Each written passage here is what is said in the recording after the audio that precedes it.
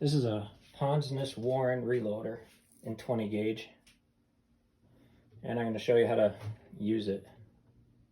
So shot goes in here, powder is in here, primers. Here's a primer tray. I don't know if one came with it. I got it used. It didn't. And this thing just drops shells all over your bench. So I drilled a hole in my workbench and they let them fall down behind into a box underneath the workbench.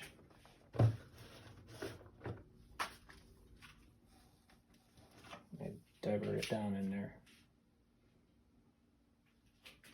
So I'll start it out. Notice these are off. This is the powder. It also has one for the shot. So you got to make sure they're off. If they're on drain, everything would drop out of there. If it's on, you'll be dumping powder and shot all over the place. Got to make sure your primer tray your chute's filled up. This is a really good primer feeder. I've never seen it screw up unless there's not enough weight in the chute. So let's get it going. So you put a hole in there. The first one sizes it. Push it all the way in. Second one, downstroke, knocks out the primer. Then you put another hole in there. Push it all the way. Kind of stops there. You have to push it farther to size the next one. Do it again. But this one, the next one's going to be the powder drop. So now you want to turn on the powder drop.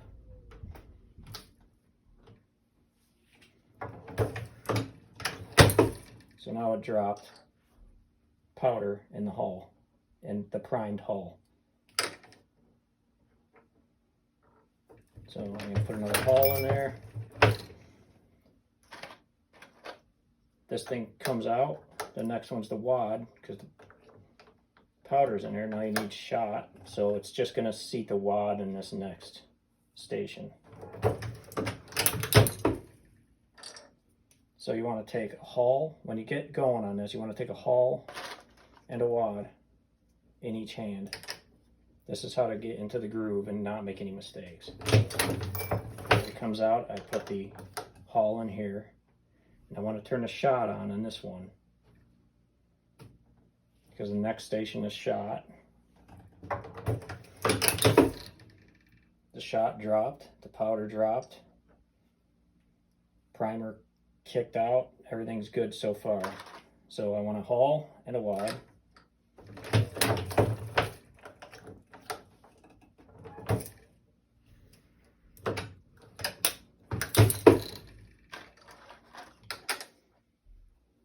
Now it pre-sized that shell.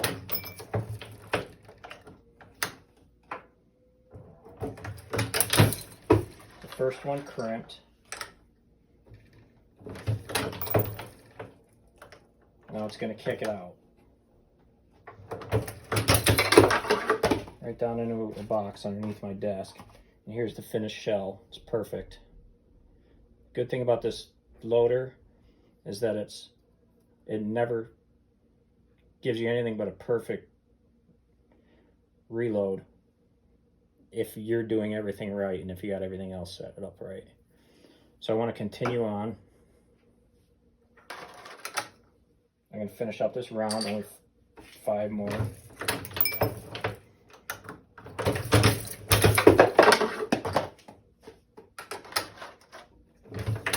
Always keep your motion the same, don't get sidetracked.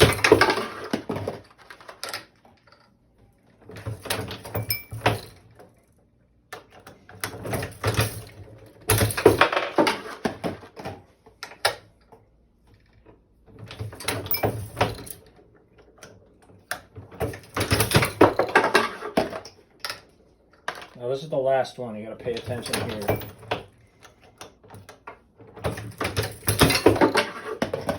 So I'm not putting anything else in here. I'm going to run out of hulls. I'm going to run it out of hulls. So I still need wads, so I'm grabbing the wad. This is the last powder drop. So that was the last powder drop right there. So when I bring it down, I turn it off, or else you're dumping powder on the next down pull. I want to get the last wad.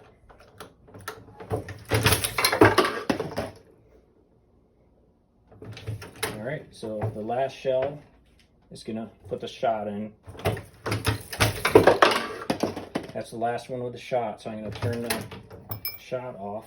You got to make sure you put this in the middle position, because if you pull it all the way, it's going to go into the drain position and you're going to drop all that shot on your workbench.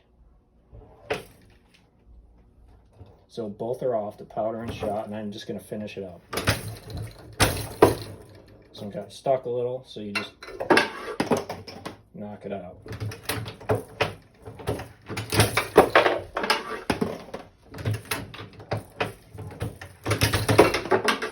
There it is.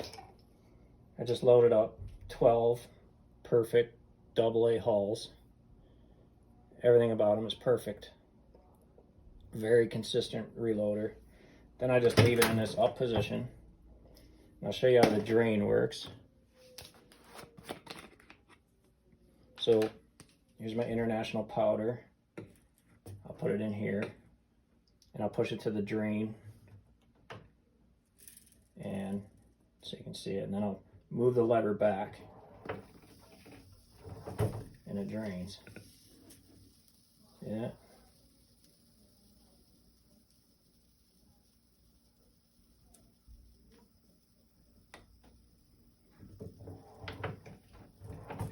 You just drain all the powder out, as you always should. Never leave your powder in your hopper.